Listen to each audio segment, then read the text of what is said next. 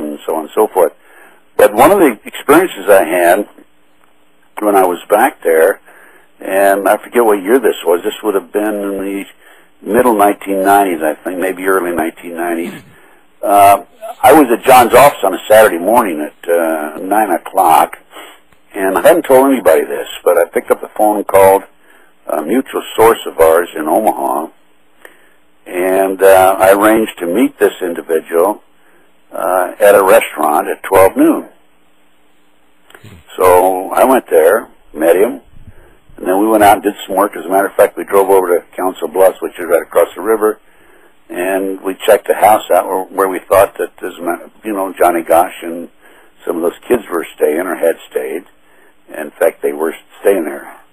And then what we did, we came back, and I left there, the restaurant in Omaha about 3 o'clock to drive back to Lincoln. And it's about a 55, 60-mile trip. And about halfway back, I'm driving along at 75 miles an hour when John's pickup truck. Right. And the car slants forward all of a sudden, and the right front wheel comes off. And I glance off to the right, and it's about 15 feet in the air spinning. And somebody loosened the lug nuts on my car, on the right front wheel. And when we had it towed in, we learned that somebody had loosened some of the lug nuts on the left front wheel, but apparently they were scared off. So somebody planned for both the wheels to come off. My gosh. And then I called John, and I said, John, I have some bad news for you.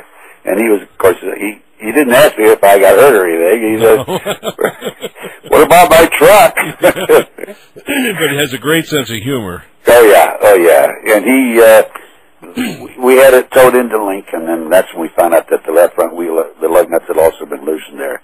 But that's just an example of what it's like to go. Of course, it's just almost as bad here in Los Angeles and also in Las Vegas for me.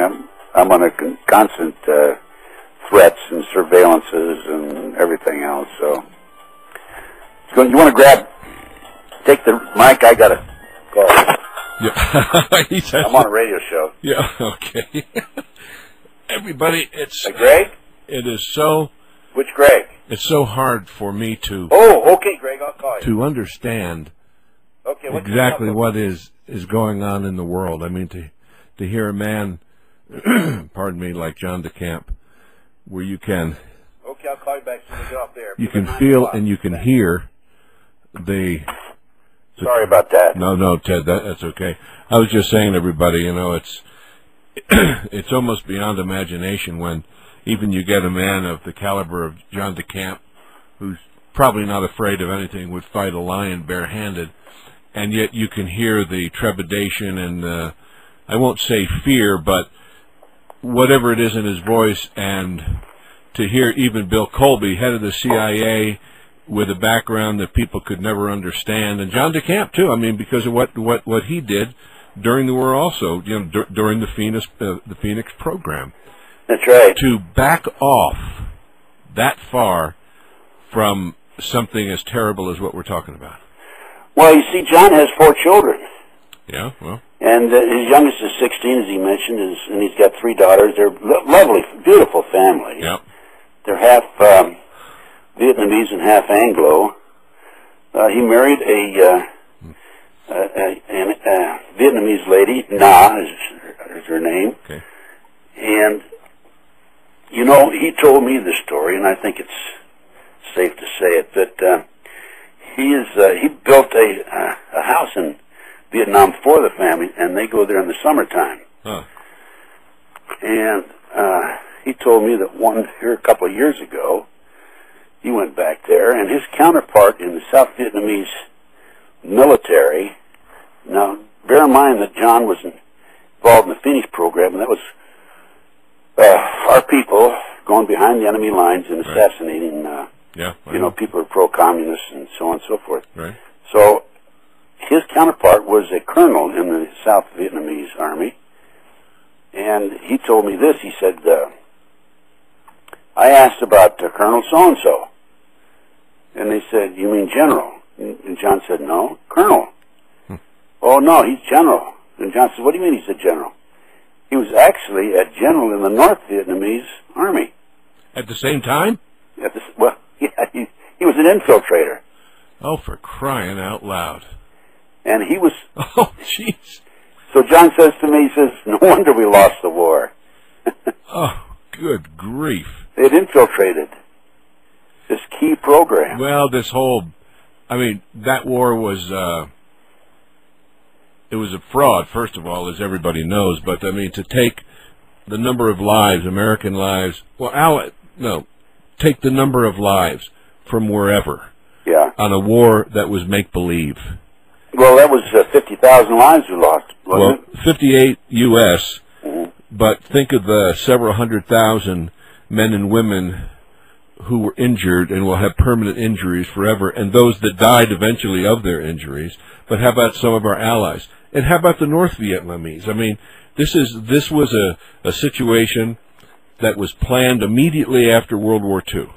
Right. Because the powers that be and planned it took the ordinances, took a lot of the materials from war right after World War II, took them over to Southeast Asia and buried them because they knew that that's where a war was going to take place.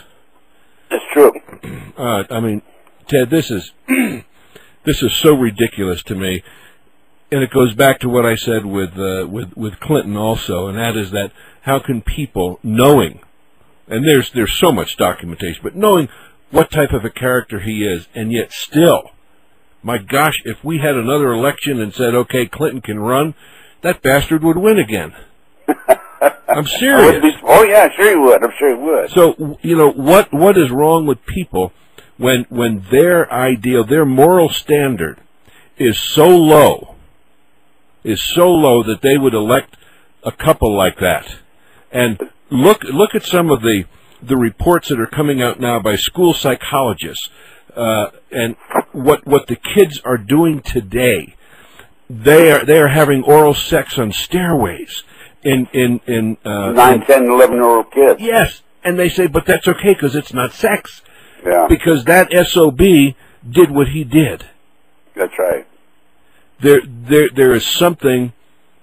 I find it very hard even to exist in a society like we have in the world today, when it's, you know, it is so corrupt, it is so decadent in every aspect, and then you see this stuff going on, like the Johnny Gosch stuff, like what John Decamp wrote in his book. And everybody, trust me, you've got to get this book. It is unbelievable. It's called The Franklin Cover-Up. Now, the book that I have, I think, is an older version, because I was checking while John was talking about the Columbine references, and it's not in here. So it must be in a newer, the latest edition, which you said just came out a little while ago. Let me, Alex, tell what my little package deal. I told you about my package. You haven't. Please do it again, because I can't wait to get mine. If you. Oh yeah. Now listen, you got to remind me when I get back to Las Vegas. I'll be traveling for the next couple of weeks. When I get back, I'll give you a call and I'll put the package together for you. Anyway, wonderful. Here's what it includes. It includes the Franklin Cover-Up book Yep. by John Decamp. It includes Doreen Gosch's book, Why Johnny Can't Come Home. It includes my personal report on the Finders. And it includes Pawns in the Game by William Guy Carr, which explains the movement to take over the world. And if you read that Pawns in the Game, you'll understand what's going on. A very clear picture of what's going on. Mm-hmm. And then the fifth item involved in this package is the videotape Conspiracy of Silence. And no mainstream media in this country would touch a documentation on the Franklin cover-up case. However, Yorkshire TV in England said that they would, and they brought a camera crew over here for 7 months, and they interviewed a number of us, including me, John Decamp, of course, Paul Benassi. Sure. And then they went back to England, and they put the documentary together, and then it was listed in the TV guide to be aired on May the 3rd, 1994, and when certain members of Congress found out